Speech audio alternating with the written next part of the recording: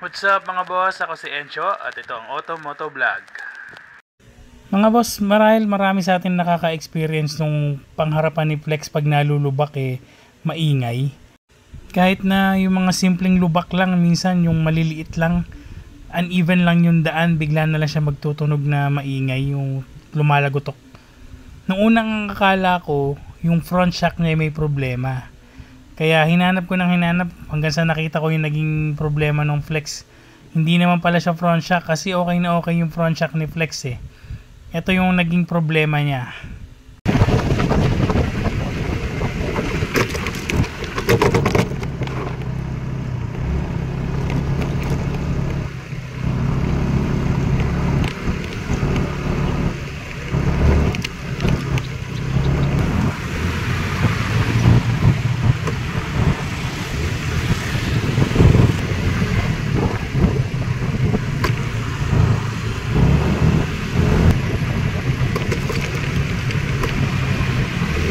Ito yung nagkokos niyan, yung bilog na clip na yan. Ibinaba ko siya dyan, pinalitan ko ng ganito muna. Kasi tumatama siya dito sa fender kapag nalulubak na maliliit. Kaya minsan kahit yung maliliit, ganito ang tunog niya, di ba? Yan. Yan, ganyan ang tunog niya. Kasi tumatama yung clip na yan dun sa fender. Kaya maingay siya. Ngayon binaba ko siya dyan muna, tapos nilagyan ko na lang ng tie wrap muna itaas. Ngayon ang tanong, mag-iingay pa ba kapag naibaba na dyan yung clip na yan sa front fender natin? Mag-iingay pa ba yung front fender kapag nalubak? Pagka maliliit lang na lubak, yung mga tipong uneven o kaya yung sunod-sunod na maliliit lang, katulad nung warning na guhit-guhit, wala na siya. Magkakaroon lang siya kapag yung matinding lubak na, kasi nga yung fender niya maingay. May cause yung pag bounce ng motor kapag lumulubak siya. Pero kung maliliit lang, wala na. Yung mga nakaka-iritang tunog kapag umaandar si Flex, wala na yon.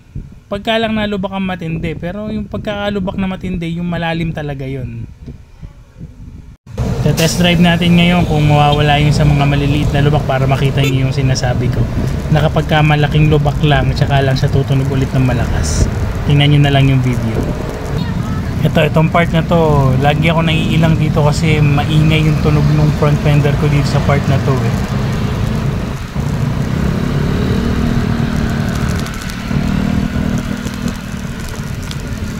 Yan, kung mapapansin nyo, ang tindi ng bounce niya, pero wala na yung lagutok na maliliit, yung nakakairitang tunog, wala na.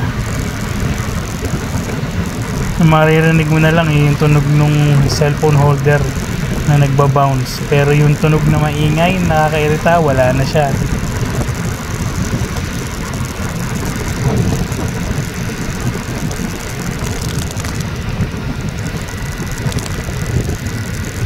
Yan, wala na yung tunog na nakakairita. Kahit dumaan tayo dun sa puti, wala na yung nakakairitang tunog. Yung tunog na lang ng cellphone holder talaga yung maririnig mo, pero wala na yung lumalagotok na madami pagka nalulubak na ganyan.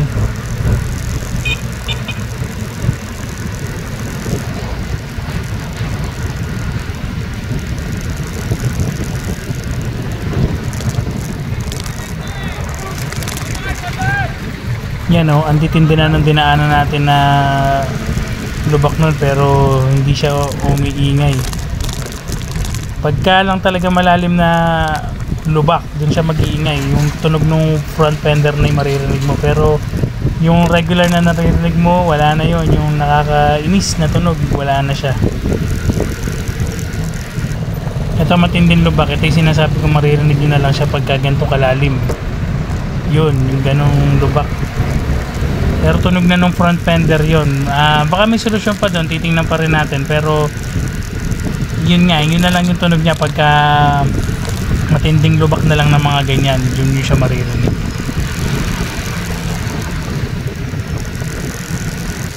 Yan, sana may naitulong at na-share ulit ako sa inyo mga boss. Ingat lagi sa daan, ingat lagi sa biyahe.